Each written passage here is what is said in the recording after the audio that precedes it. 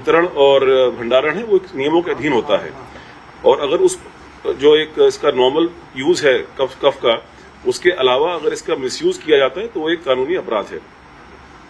तो इस पर एक पिछले 2 महीने से इसमें साक्ष्य संकलन किए गए, इंटेलिजेंस कलेक्शन किया गया, और कुल मिलाकर के एफएसडीए ने 128 एफआईआर जो है हमारे 28 जनपदों में, प्रदेश के 28 जनपदों में वो लॉन्च की हैं।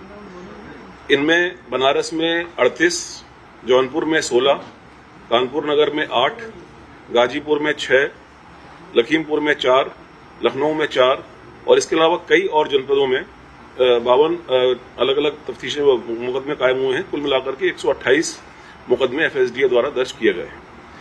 इसी क्रम में जनपदीय पुलिस के द्वारा भी करीब 20 दिन पहले सोनभद्र में एक ट्रक कफ सिरप पकड़ा गया था।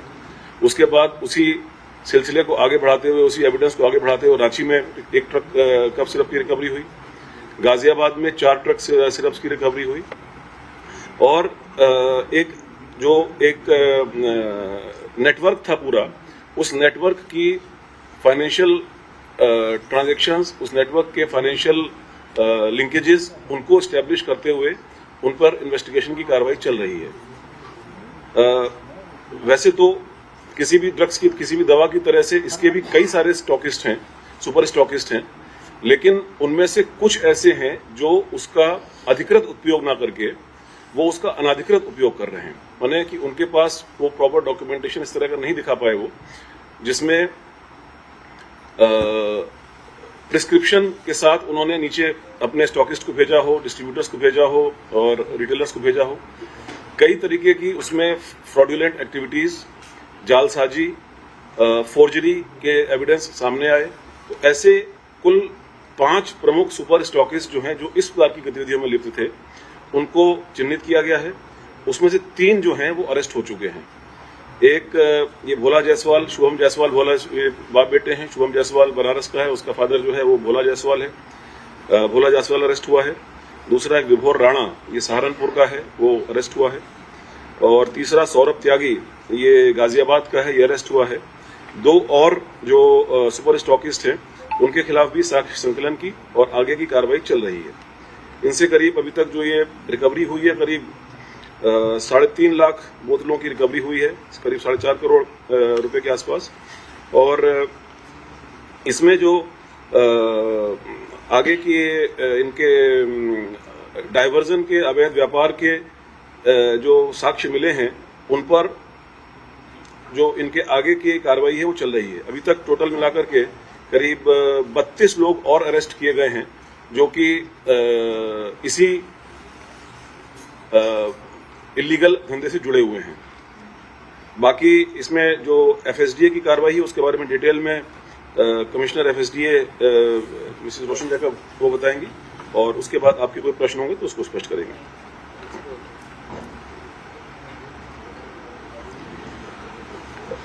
हमारे एफएसडीए के विभागीय मंत्री जी, माननीय मुख्यमंत्री जी के निर्देश ये था, सख्त निर्देश ये था विभाग के लिए कि नारकोटिक श्रेणी की दवाइयां और कोडीन युक्त कफ सिरप, इसकी अवैध डाइवर्शन की विधिवत जांच और कार्रवाई किया जाए। तो नारकोटिक श्रेणी की दवाइयां मतलब टैबलेट्स है, जैसे ट्रेमाडोल, अल्प्राजोल, और कोडीन युक्त कफ सिरप। इसमें मैं शुरू में क्लैरिटी एक देना जरूर चाहूंगी कि इसमें प्रतिबंधित दवा नहीं है, जैसे सर ने बोला, एक शेड्यूल एच प्रिस्क्रिप्शन ड्रग है जो कि प्रिस्क्रिप्शन पे देना है। कोडीन रखना या उसको बेचने में कोई गलत नहीं है, वो बिल्कुल विधिक है। समस्या केवल तब है जब थोक मात्रा में सप्लाई करते हैं और उसकी सपोर्टिंग डॉक्यूमेंट्स नहीं रहता है, जैसे परचेस और सेल की आवश्यक प्रपत्र जब नहीं रहता है, तब लाइसेंसिंग अथॉरिटी के तौर पे एफएसडीए इसको वो गलत मानते हैं। तो और दूसरा एक और कंफ्यूजन देखा है इस बीच में कि जो पीडियाट्रिक कफ सिरप को लेकर एक दुखद घटना जो मध्य प्रदेश में हुआ था, जिसमें कुछ बच्चों की डेथ हुई थी, उसमें और इसमें कोई कनेक्शन नहीं है। उसकी जांच अलग से हो चुकी है और ऐसे कोई भी जानलेवा जो पीडियाट्रिक कफ सिरप है यूपी में नहीं मिला। वो सभी जनपदों में और कई सारे ब्रांडों की जांच होकर वो पुष्टि कर चुकी है। अब कोडीन वाले में जैसे मैंने कहा, लाइसेंसिंग अथॉरिटी होने के नाते विभाग की जिम्मेदारी ये था कि जो होलसेलर्स को लाइसेंस देती है उनके द्वारा शर्तों की पालन किया जा रहा है कि नहीं, और जो वो माल प्रोक्योर कर रही है उससे संबंध में उनके पास परचेस और सेल के पेपर्स है या नहीं, इसी की पुष्टि करने के लिए विभाग के अधिकारियों को निर्देश दिया।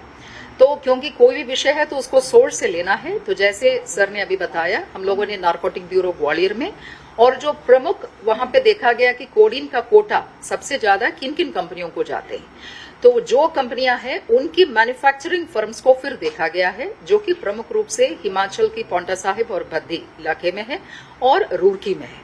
तो इन जगहों पे टीम्स गया और वहां पे देखा कि यूपी की प्रमुख सप्लायर्स कौन है, और सप्लायर के लेवल पे जैसे सुपर स्टॉकिस्ट है जिसकी मेन डिस्ट्रीब्यूशन गोडाउन्स रहती है, उन गोडाउन्स की फिर चेकिंग हो गई। सूचना के, और इसमें पानीपत भी है हरियाणा जिसमें बड़े गोडाउन है एक पर्टिकुलर कंपनी का। उसके अलावा रांची में भी टीम भेजा गया, जैसे सर ने कहा कुछ इंटेलिजेंस गैदरिंग हम लोगों ने किया, तो जो जो सप्लाई की प्रमुख स्रोत थे वहां सब टीम्स भेजकर जो चीजें पुष्टि हुई उसको लेकर फिर हमारे करीबन 40 जनपदों में 300 के ऊपर थोक विक्रेताओं की जांच हुई, जिसके क्रम में 28 जनपदों की 128 एफआईआर दर्ज किया गया। इसमें विशेष यह ध्यान दिया गया है कि कोई भी छोटे व्यापारी पे कार्रवाई ना हो, क्योंकि हम लोग को रिटेलर्स पे कार्रवाई करने का मंशा नहीं था। हम लोग इसके पूरे चैनल को शुरू से लेके चला है, जैसे मैन्युफैक्चरिंग फर्म है उसके आगे फिर उसकी जो मार्केटिंग कंपनी है और उनका जो स्टॉकिस्ट है जो बड़े गोडाउन से, वहां से फिर बड़े थोक व्यापारी, फिर उसके बाद छोटे थोक व्यापारी और फिर रिटेलर। तो रिटेलर तक पहुंचने से पहले ही जहां पे कड़ी टूट जा रही थी, जैसे आइदर भारी मात्रा में माल गया है और उसके समर्थन में उनके पास कोई कागज नहीं है, ऐसे को चिन्हित करके कार्रवाई किया गया है जिससे कि नेक्सस को तोड़ा जा सके। और इसमें जो नेटवर्क्स आए, जैसे सर ने कहा, प्रमुख रूप से जैसे जनपदें आप लोगों को मालूम है, बनारस और उसके बाद गाजियाबाद, फिर कानपुर, लखनऊ, ये प्रमुख नोड्स के तौर पे निकल आई है, जिस पर फिर हम लोगों ने कार्रवाई किया है। जो कंपनीज थी जिन्होंने मैन्युफैक्चरिंग किया है, हालांकि मैन्युफैक्चरिंग कंपनी के भी इसमें ऐसा नहीं कहा जाएगा कि दवा बनाना कोई गलत है, मगर जिनके स्ट्रीम को जांचा गया है वो एबॉट कंपनी की फेंसिडल सिरप है। फेंसिडल और न्यू फेंसिडल दो नाम से एबॉट कंपनी की सिरप है, और दूसरा है एस्कॉफ नाम से लेबोरेट कंपनी की सिरप है। फिर एक 3B है, 3B कंपनी जिसका बायोहब नाम से जो मार्केटिंग चेन है, इथिका, उसकी भी जांच, बायोहब कंपनी भी, उसकी भी जांच हुई। और लास्ट में है आरपाइक और इथिका जिसकी हेडक्वार्टर लखनऊ थी, और उनमें भी ग्लोबिन और शुभम नाम से दो कंपनियों से जो माल बनाया गया है, जिन्होंने इथिका ने डिस्ट्रीब्यूट किया। ऐसे 4 प्रमुख चैनल्स को हम लोगों ने देखा है। इन चारों चैनल में जो भी वायलेशन बड़े पैमाने पे मिला है उसी पे कार्रवाई किया है।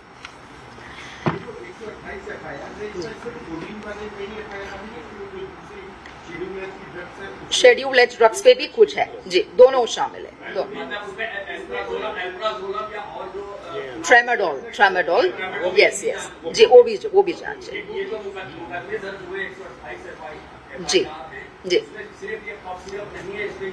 सभी मंशा केवल कफ सिरप की नहीं थी, मंशा यही थी कि जो नशे के रूप में दुरुपयोग किया जा सकता है, ऐसे चीजों की अवैध डाइवर्शन को रोका जाए, यही मंशा था। इसमें जो एविडेंस आया है, इसमें आप सही कह रहे हैं, इसमें एविडेंस हमारे पास एविडेंस जो आया है, इसमें एविडेंस में हम लोग फर्दर इन्वेस्टिगेट कर रहे हैं, लेकिन फिर भी हमारे पास नेपाल जाने का और बांग्लादेश जाने के एविडेंस आए हैं। उन एविडेंसेस को हम लोग और डेवलप कर रहे हैं, फाइनेंशियल ट्रांजैक्शंस को हम लोग कंफर्म कर रहे हैं, बैंकिंग चैनल से उन चीज को वेरीफाई करा रहे हैं। कुल मिलाकर के बात यह है कि इस बारे में शासन का, माननीय मुख्यमंत्री जी का बड़ा स्पष्ट निर्देश भी है, और इसमें किसी भी तरह की कोई भी जीरो टॉलरेंस की नीति है। जो भी आदमी इसमें इन्वॉल्व हैं, किसी भी स्तर पर इन्वॉल्व हैं, उनके खिलाफ कठोर कार्रवाई हो रही है, साक्ष्य बेस्ड, और आगे भी होती रहेगी। एक एक करके हाँ, जो अगर देखिए मैं, हाँ बताइए। इसके लिए जो गाइडलाइन की बात मैम कर रही है, लास्ट 10 सालों से इसको वैसे लोग यूज कर रहे हैं, इसका प्रक्रिया नहीं था जो आज एकाएक 8-10 ट्रक 128 नहीं, ये तो देखिए ऐसा है ना, ये तो वो वाली बात हुई। अगर इस जो ड्रग जो है वो अपने आप में एक उसका जो मिसयूज है, जो उसका अवैध रूप से जो इलीगल डाइवर्जन है, दैट इज क्रिमिनल। जो इस विषय में 2023-24 में भी एफएसडीए और एसटीएफ द्वारा संयुक्त रूप से कार्रवाई किया था, जिसमें ये फेंसिडिल सिरप पे खूब कार्रवाइयां हुआ था। इस तो बार एक बृहद स्वरूप में और बिल्कुल सोर्स से ही।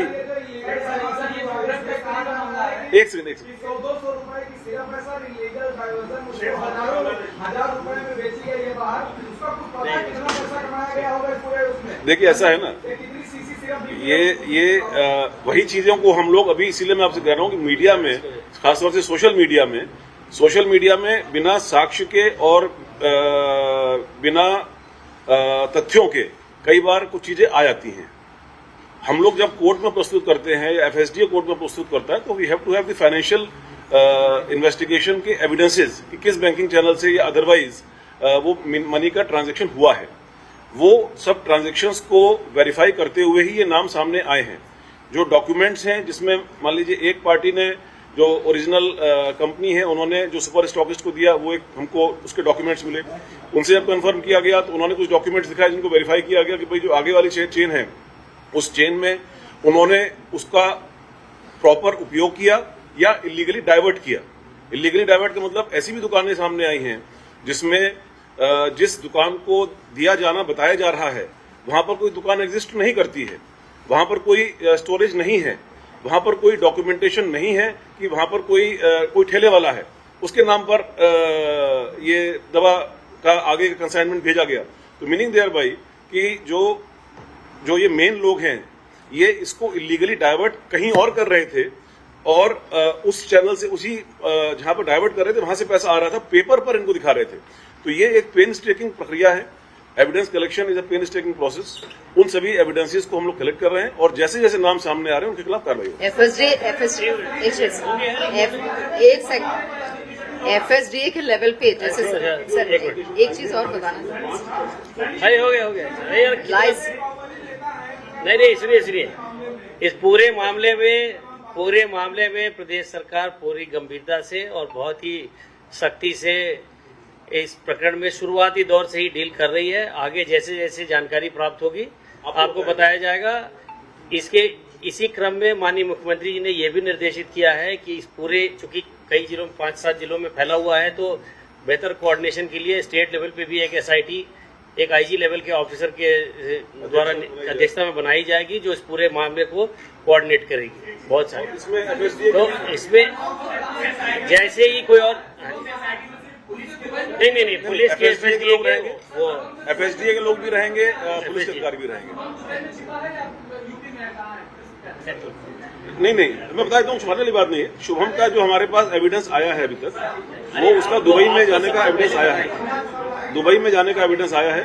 लेकिन ड्रग्स के मामले में जो अंतर्राष्ट्रीय हमारी संधियां हैं वो बहुत सख्त हैं। तो जो एविडेंस हमारे पास है उसके आधार पर हम प्रत्यारोपण भी करेंगे और अग्रिम कार्रवाई भी करेंगे।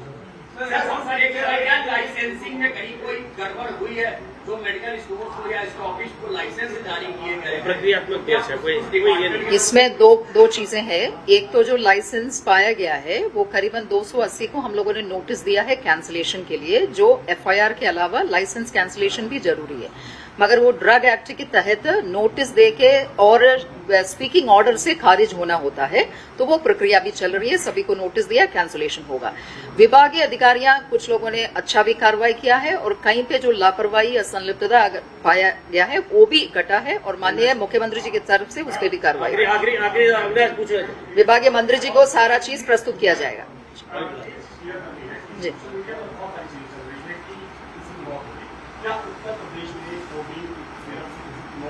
नहीं, ये मैंने शुरू में ही किया था। वो जो कफ सिरप है उसमें और एक कोडीन लाइसेंस्ड ड्रग है और उसमें कोई नकली दवा नहीं है, केवल इसमें लाइसेंसिंग थोक में व्यापार पे विषय है बिना पेपर। ईडी ने भी इस मामले को टेकअप किया है और जो प्रोसीड्स ऑफ क्राइम है उसके विषय में ईडी भी अपनी इन्वेस्टिगेशन करेगी।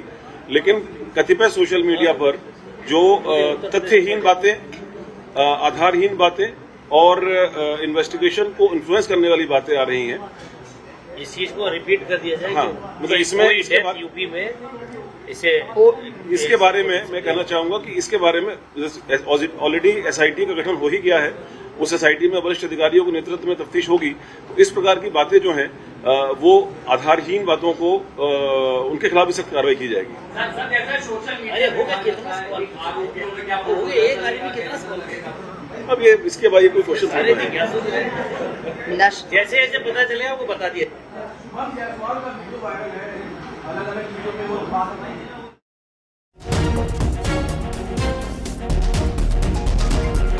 तो कफ सिरप केस में पुलिस का बड़ा खुलासा। यूपी पुलिस की प्रेस कॉन्फ्रेंस कफ सिरप मामले पे हुई।